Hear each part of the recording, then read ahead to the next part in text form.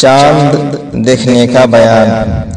اللہ عز و جل فرماتا ہے یسألونک عن الأہلہ قل ہی مواقیت للناس والحج، ترجمہ کنز الایمان۔ اے معبود، تم سے ہلال کے بارے میں لوگ سوال کرتے ہیں، تم فرما دو لوگوں کے کاموں اور حج کے لیے اوقات ہیں۔ صحیح بخاری و مسلم میں ابن عمر رضی اللہ تعالی عنہما سے مروی رسول اللہ صلی اللہ تعالی علیہ وسلم فرماتے ہیں روزہ نہ رکھو جب تک چاند نہ دیکھ لو، اور افطار نہ کرو جب تک چاند نہ دیکھ لو، اور اگر ابر ہو تو مقدار پوری کر لو۔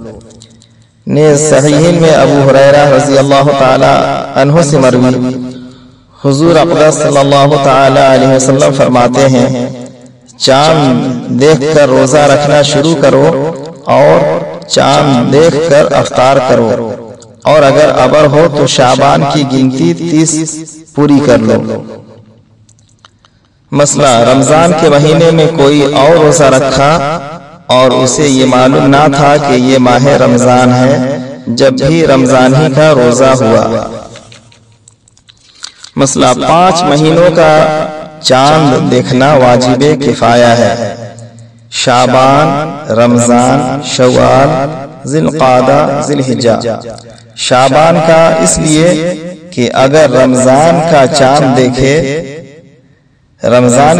دیکھتے وقت ابر یا غبار ہو تو یہ 30 پورے کر کے رمضان شروع کریں، اور رمضان کا روزہ رکھنے کے لیے اور شوال کا روزہ ختم کرنے کے لیے اور ذی القعدہ کا ذی الحجہ کے لیے اور ذی الحجہ کا بقرعید کے لیے۔